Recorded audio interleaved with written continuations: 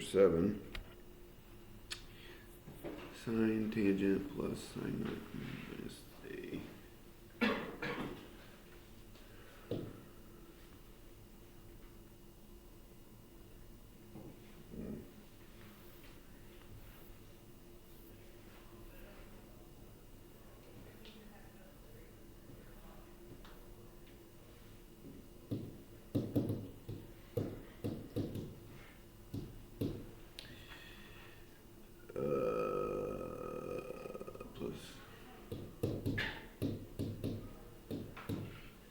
Okay,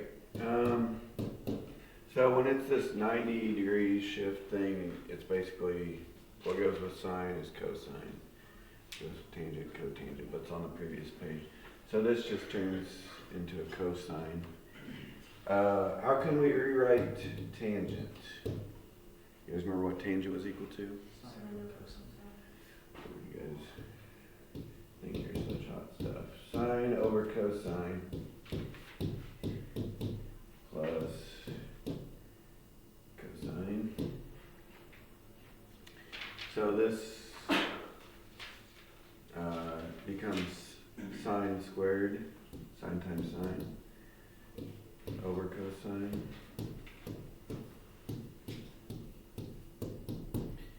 And then to get a common denominator, we need this to be a cosine. So I'm going to multiply top and bottom by cosine. Whatever you multiply the bottom by, multiply top. So this becomes cosine squared over cosine.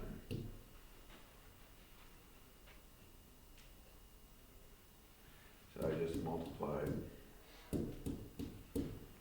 So that there's a common denominator. Okay, so the numerator is sine squared plus cosine squared. What is sine squared plus cosine squared? 1. And the denominator is cosine, does not change. And what's 1 over cosine equal to?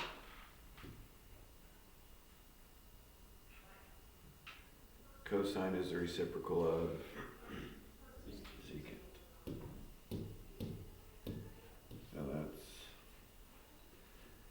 that's the deal.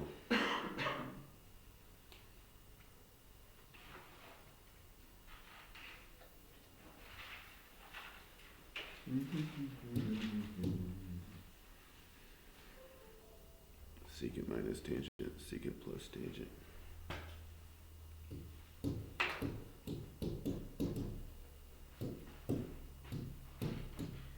Okay, what do you guys think we should do first on this one?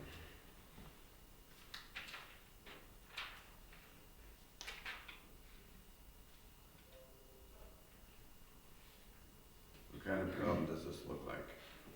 Foil. So, however, they are conjugates, so the outside inside would cancel out. So really all we have to do is first and last. So the first secant times secant, and the last negative tangent times positive tangent, negative tangent squared. And what is, so you might have to turn back a couple pages, what's secant squared minus tangent squared equal to?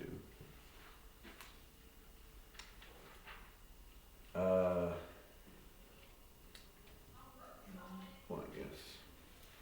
So that's it, just a 1.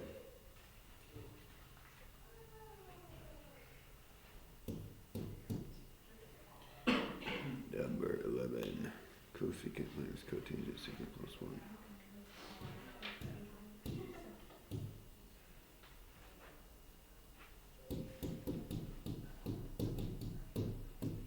Cosecant plus secant plus 1.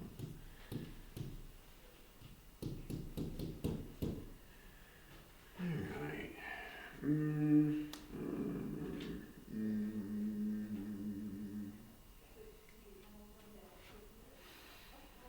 Well, there's more than one way to do it. I'm trying to think what's probably the easiest. Maybe we can like put these two together. You guys know what cosecant is equal to? 1 over sine. So you guys remember that tangent was sine over cosine. So what's cotangent? It's the opposite. Cosine over sine. So these combine into 1 minus cosine. Not sure we simplified anything there.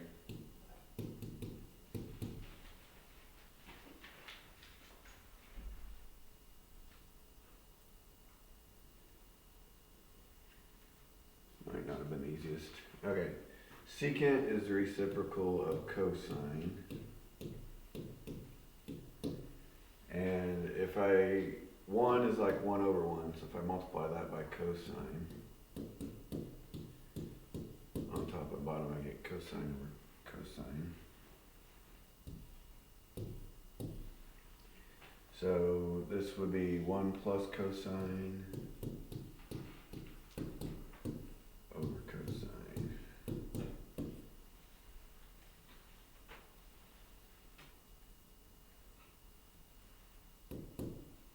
Alright, not sure this was the fastest way, maybe it was. You guys know what the top's going to multiply to? By the way, can I like reduce these cosines or this cosine? No. It's got to reduce into both terms because there's two terms on top, so no, it doesn't work. Well, this is a FOIL, but the conjugate's the top, so it's just 1 times 1 and minus cosine times cosine. 1 times 1 is 1, minus cosine times cosine is minus cosine squared.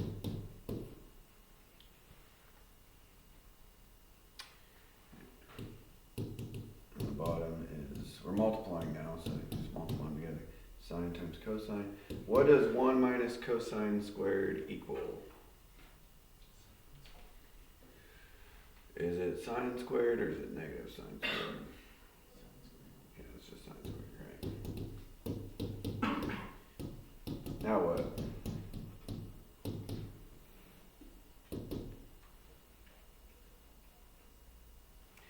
It's kind of like this problem. Since this value is multiplied x, it can cancel out with this x, so let's like cancel out. So one of these signs cancels out on top with this. So what's sine over cosine equal to? Tangent.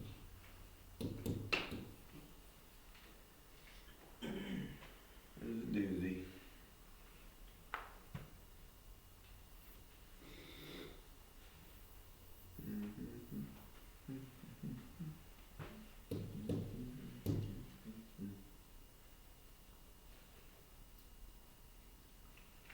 Alright, anyway, 13. Sine, cosine.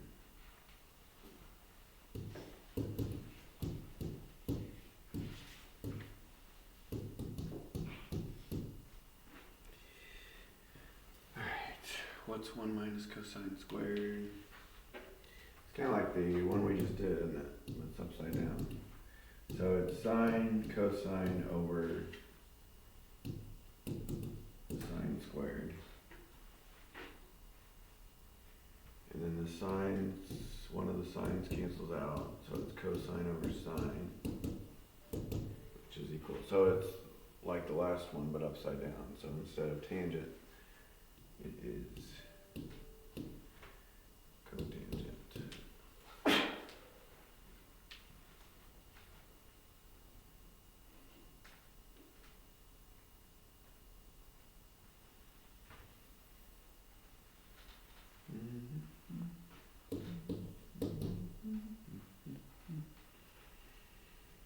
Uh-oh.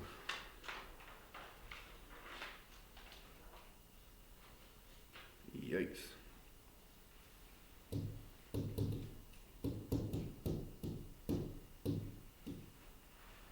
Plus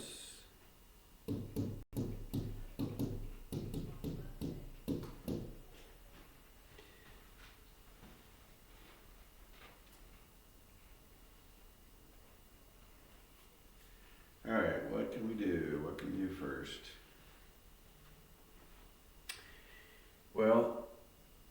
exponents have to come first. So how do I do sine plus cosine squared? You can't just square the sine and cosine. You have to do all of it times all of it. So it's a FOIL problem. Sine plus cosine times sine plus cosine. And then same thing over here. Sine minus cosine times sine minus cosine.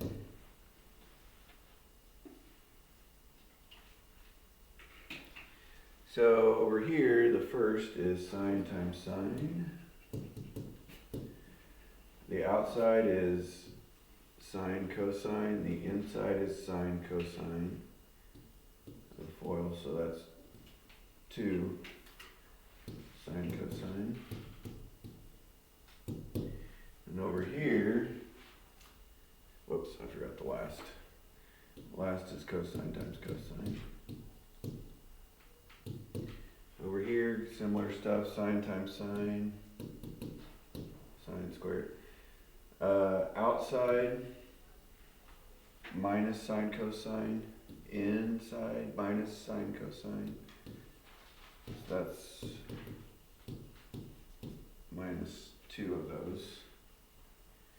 And then the last, minus cosine times minus cosine plus cosine squared. All right, can we simplify any of that? What can I do?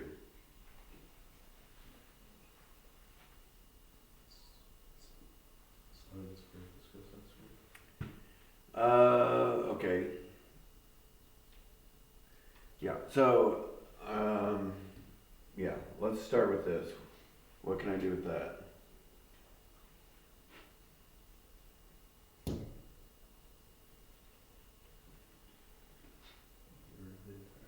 Yeah, they cancel out. Plus 2 of those, minus 2 of those. That's gone. Alright, so, yeah, there's a few ways we can think of this. So, Brock said sine squared plus cosine squared is equal to what? 1. Plus sine squared plus cosine squared is equal to, that's equal to 2. Another way we could have written it is 2 sine squared plus 2 cosine squared equals 2 times sine squared plus cosine squared. Anyway, it's 2.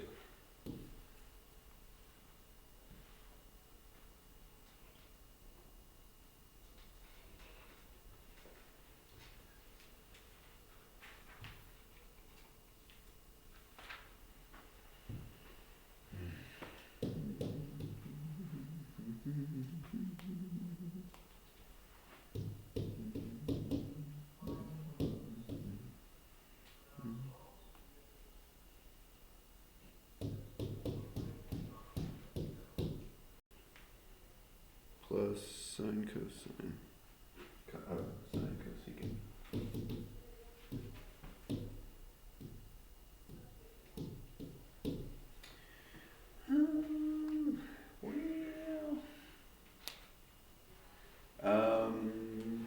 You guys know what we know about this right here?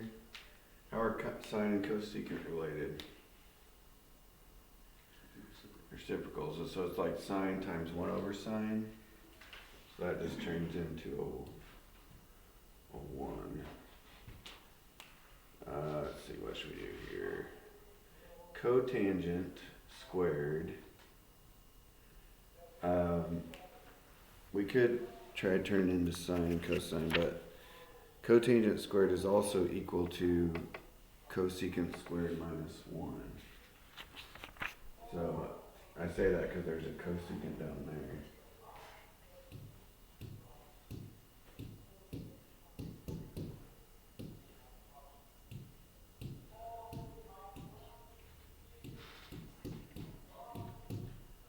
One's a little bit tricksy.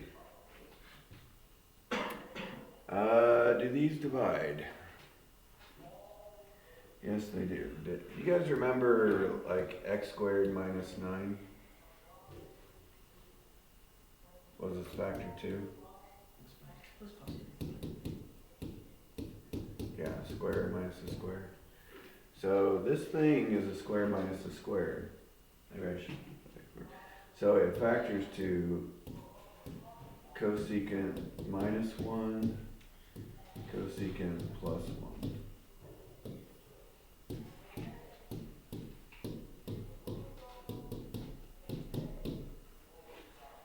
So, guess what?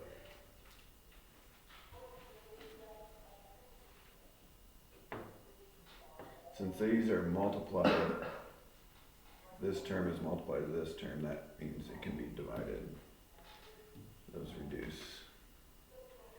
So I just have cosecant minus 1 plus 1, which equals cosecant.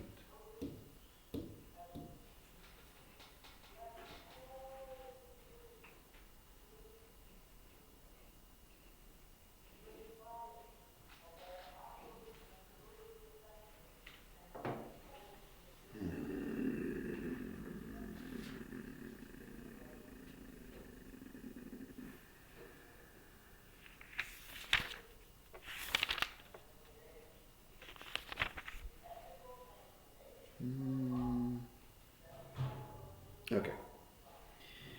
Once you guys work on those, I'll try and come around and help you if you get stuck. Don't spend a ton of time. Like if you're worked on a problem for 5 minutes, maybe ask a question or just move on or something.